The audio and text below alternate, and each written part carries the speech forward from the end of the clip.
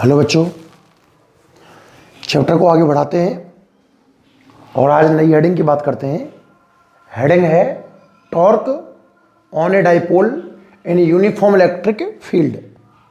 हम एक uniform electric field रखेंगे, इसमें एक डाइपोल रखा जाएगा, उस पर हमें टॉर्क देखना है।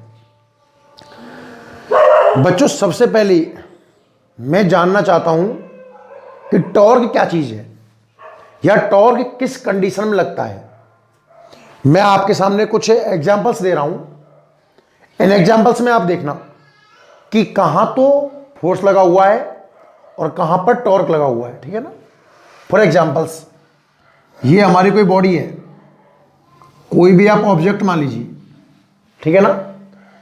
इसमें हमने इधर फोर्स लगाया, सपोज वैल्यू मान लीजिए 5 न्यूटन, पहली कंडीशन।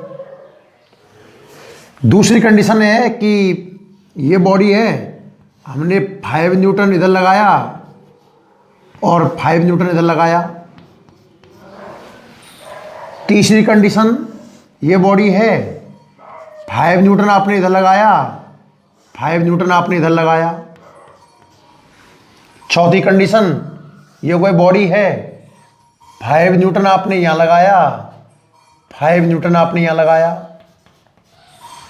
अगली कंडीशन, आपने यहां लगाया 5 न्यूटन और यहां लगाया 10 न्यूटन।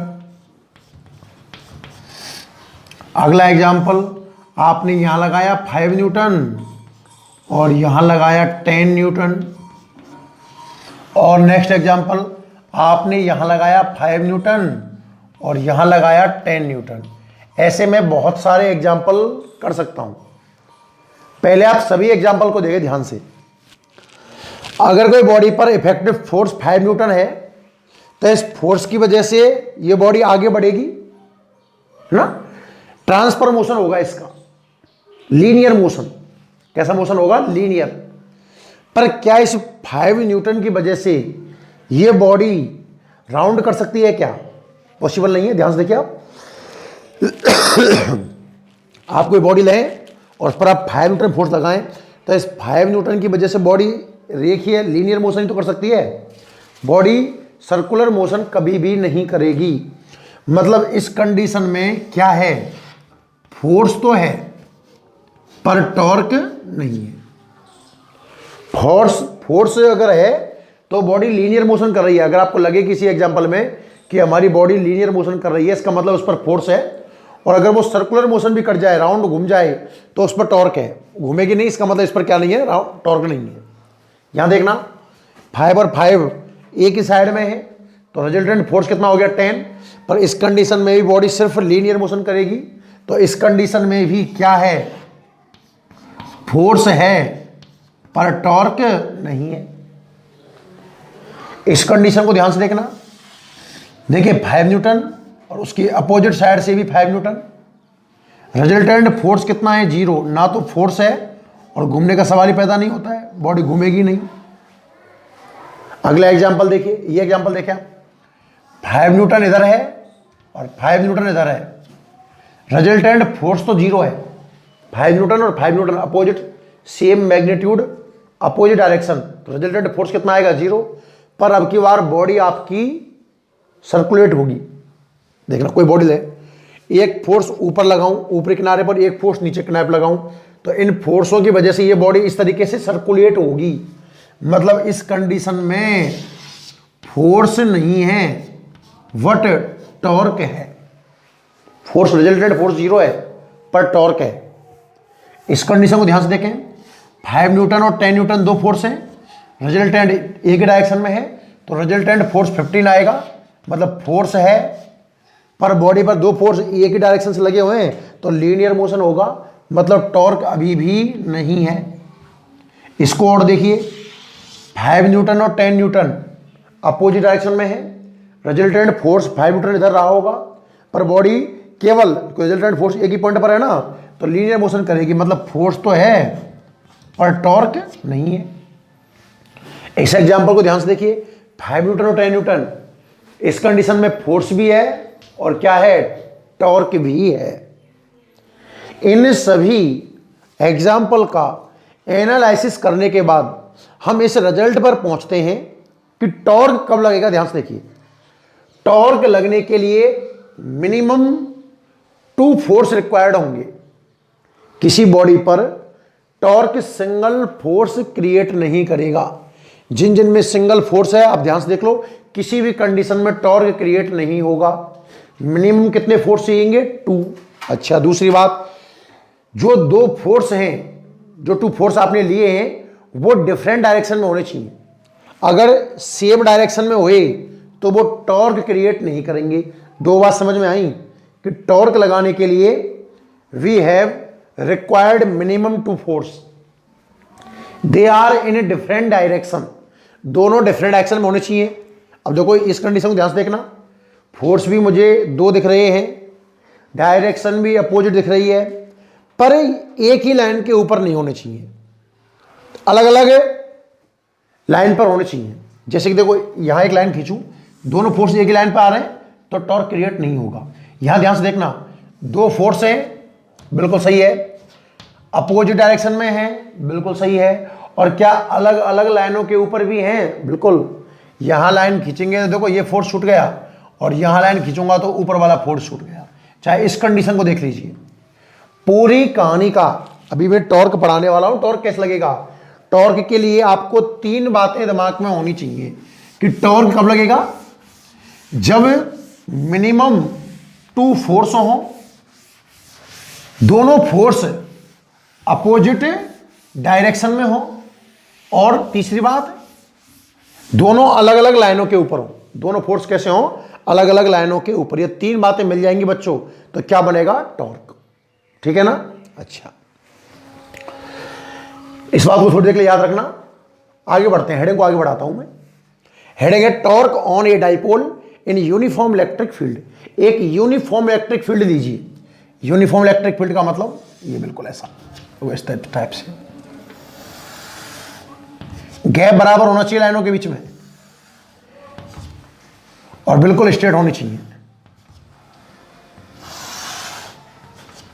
क्योंकि गैप, देखो यूनिफॉर्म इलेक्ट्रिक फील्ड का मतलब है कि जो हर जगह इक्वल हो। वेक्टर क्वांटिटी इलेक्ट्रिक फील्ड, तो मैग्नेट, जिसका मैग्नीट्यूड और डायरेक्शन दोनों सेम होने चाहिए। मैग्नीट्यूड का मतलब है गैप बिटवीन लाइन, ये हर जगह इक्वल होना चाहिए, और लाइन बिल्कुल स्ट्रेट भी होनी चाहिए। वो है यूनिफॉर्म इलेक्ट्रिक फील्ड। तो सपोज हमने एक यूनिफॉर्म इलेक्ट्रिक फील्ड ले लिया, क्लियर। अब बताओ इसके अंदर क्या रखूं? इस यूनिफॉर्म इलेक्ट्रिक फील्ड में क्या रखें? एक डाइपोल। तो हमने ये डाइपोल ले लिया, ये लो, ये हमारा क्या है? डाइपोल। इसका नाम मान लिया ए बी, ठीक है। ए पर मैंने कोई चार्ज रख दिया -Q, ठीक है ना, और बी पर हमने चार्ज रख दिया कैसा? +Q। याद है डाइपोल वाली कहानी आपको। और इनके बीच की जो डिस्टेंस है वो बच्चों कितनी मान ली? 2a, और थीटा कोण पर हमने ये डाइपोल रखा हुआ है। अब बात समझिए कि let A B is an electric dipole. हमने इसे यूनिफॉर्म इलेक्ट्रिक फील्ड में थीटा एंगल पर रखा गया। It put in uniform electric field at a angle theta. आपने डाइपोल लिया और इसको यूनिफॉर्म इलेक्ट्रिक फील्ड में थीटा एंगल पर पुट कर दिया। अब ध्यान से देखना, जैसे आपने डाइपोल रखा, एक फोर्स है बच्चों, मुझे इसके पहले पढ़ाना चाहिए था, हल्का हल्का आपको बता दूं। अगर कोई चार्ज इलेक्ट्रिक फील्ड में है, यहां देख लें इस कॉर्नर पर आप, ये कोई इलेक्ट्रिक फील्ड है, ठीक है ना, E, और इसमें चार्ज कितना है? Q। अगर Q चार्ज किसी इलेक्ट्रिक फील्ड में रखा हो E में, तो उस पर जो फोर्स होता है ना, वो है F is equal to QE। क्या होता है force? F is equal to QE। For positive charge, अगर चार्ज पॉजिटिव है तो फोर्स फील्ड की डायरेक्शन में होगा, पॉजिटिव है फील्ड की डायरेक्शन में, और नेगेटिव है तो फील्ड की अपोजिट डायरेक्शन में। चलो स्टार्ट करते हैं, यहां से देखना। ये चार्ज कैसा है? पॉजिटिव। तो पॉजिटिव चार्ज पर फोर्स कहां लगेगा? फील्ड की डायरेक्शन में लगेगा। पॉजिटिव चार्ज पर, एक सेकेंड, फील्ड की डायरेक्शन में फोर्स लगेगा, कितना, F is equal to Q E, F is equal to Q E, और ये नेगेटिव चार्ज है तो फील्ड की अपोजिट डायरेक्शन में फोर्स लगेगा, कितना, F is equal to Q E. Clear है? अब आप ध्यान से देखो, क्या इस डाइपोल पर दो फोर्स हैं? भाई टॉर्क के लिए किन किन बातों का होना जरूरी है कि कम से कम force we have minimum two force. तो इस पर दो फोर्स आपको दिख रहे होंगे, देखो क्या दोनों फोर्स अपोजिट डायरेक्शन में है? बिल्कुल सही है। और क्या दोनों फोर्स अलग अलग लाइनों पर है? हाँ। तो ये क्या लगाएंगे इसके ऊपर? टॉर्क। पहले तो मुझे ये समझाना है कि डाइपोल पर टॉर्क क्यों लगता है। तो आप पता है क्या जवाब दोगे उसका, कि जब डाइपोल को फील्ड में रखा जाता है ना, तो पॉजिटिव पर तो फील्ड की डायरेक्शन में और नेगेटिव पर फील्ड की अपोजिट डायरेक्शन में क्यों ही फोर्स लगता है। ये फोर्स मिलकर टॉर्क क्रिएट करते हैं। रिजल्टेंट फोर्स जीरो होगा। रिजल्टेंट फोर्स कितना होगा? जीरो। अच्छा, टॉर्क की बात करें, टॉर्क का फॉर्मूला क्या होता है? Torque equal to force into perpendicular distance between them.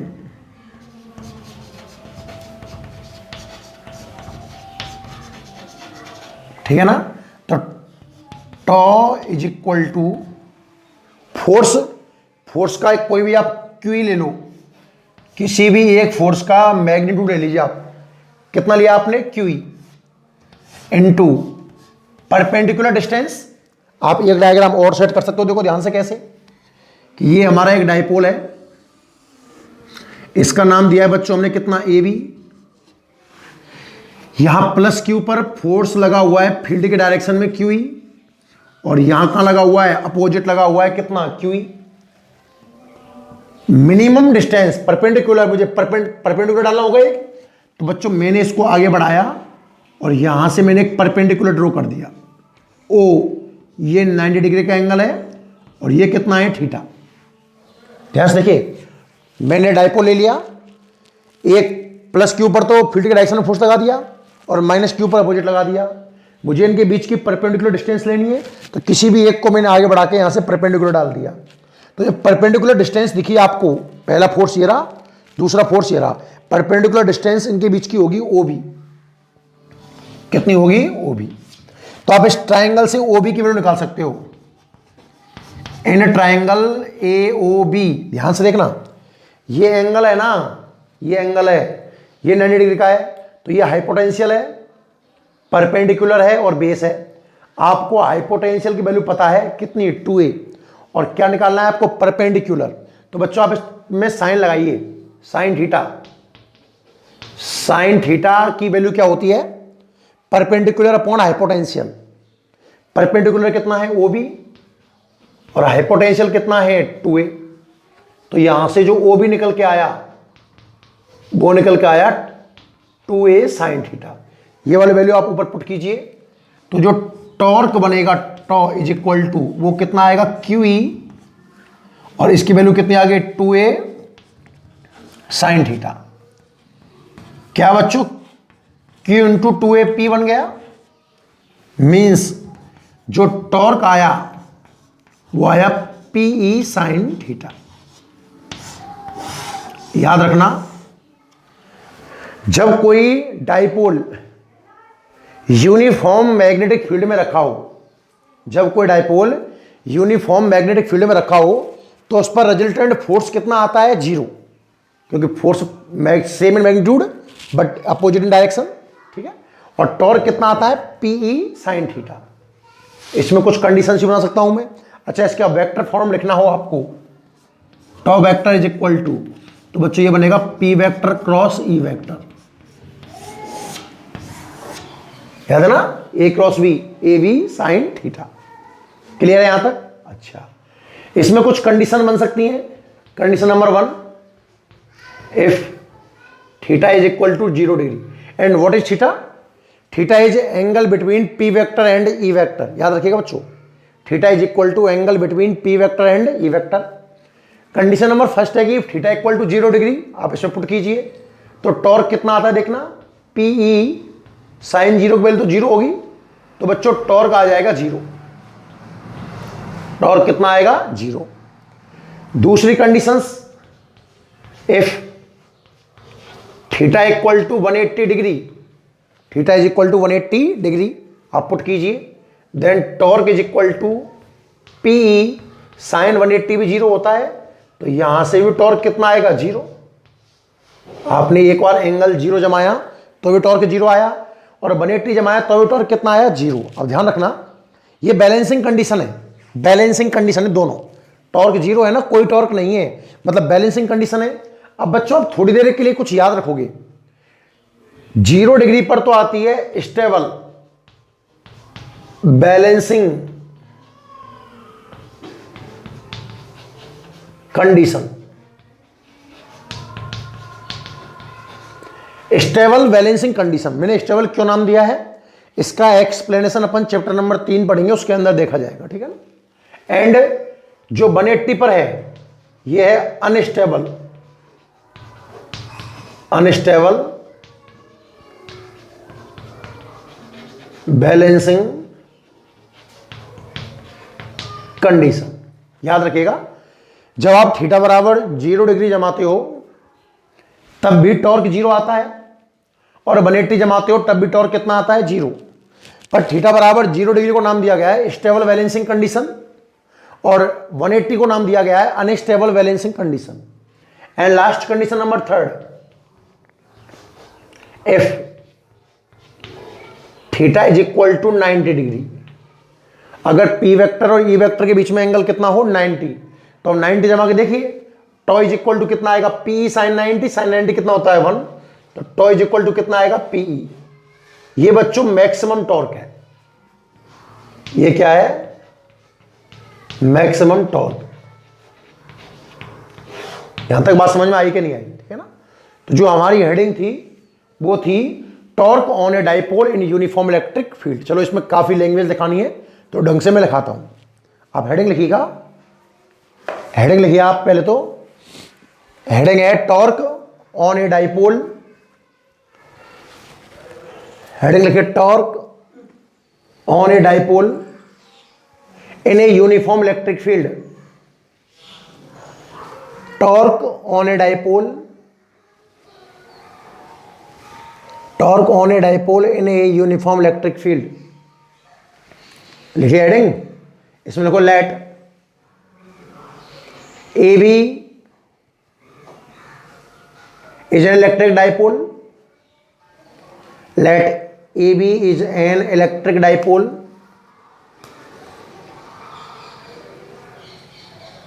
let AB is an electric dipole,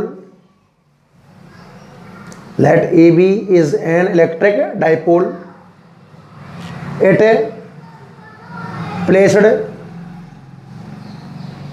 placed in uniform electric field at theta angle, let AB is an electric dipole, it placed in uniform electric field at theta angle, at theta angle. Starting से बोल रहा हूं, let A V is an electric dipole, it placed in uniform electric field at theta angle, we have to calculate torque on it, we have to calculate torque on it, we have to calculate torque on it। Clear. और ये first वाला diagram बनाइए, केवल first वाला बनाना है, screen pause कर लो, हाँ, और ये फर्स्ट वाला डायग्राम बना दीजिए, ठीक है। नीचे लिखो, when dipole placed in uniform electric field, when dipole placed in a uniform electric field, when dipole placed in uniform electric field, then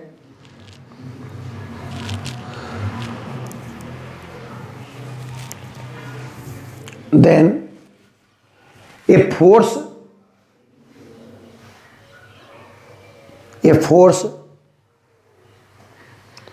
at plus q charge, a force at plus q charge in direction of electric field when electric dipole placed in a uniform electric field, then a force at plus q charge in direction of electric field, in direction of electric field and at minus q charge in opposite to electric field, and at minus q charge opposite to electric field, opposite to electric field. So resultant force is zero. So resultant force is zero. याद रखना बच्चों, जब dipole को uniform electric field में रखा जाता है तो इस पर रिजल्टेंट फोर्स कितना आता है? जीरो. अंडरलाइन कर लेना इस बात को. So resultant force is zero. Line change करो. What both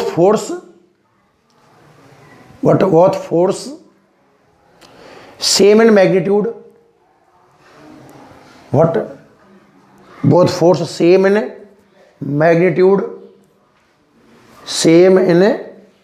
magnitude, comma opposite in direction. Both force same in magnitude, comma opposite in direction and at a different line. And at different line. तीन ही बात तो थी torque के लिए. But both force same in magnitude, different in direction and at a different line. So they create torque.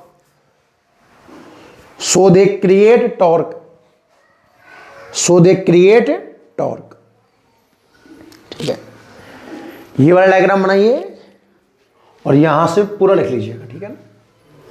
ये हमारे आज की हेडिंग है. स्क्रीन पॉज करें और स्क्रीन पॉज करने के बाद में ये डायग्राम बनाए पहले तो, और फिर टॉर्क यहां से लेकर के ये पूरा stable balancing condition, unstable balancing condition, maximum torque पूरा कंप्लीट लिख दीजिए. ठीक है बच्चों, ये थी हमारी आज की हेडिंग. कौन सी? Torque on a dipole in uniform electric field. ठीक है, चलो अब आप नोट कर लो इसको.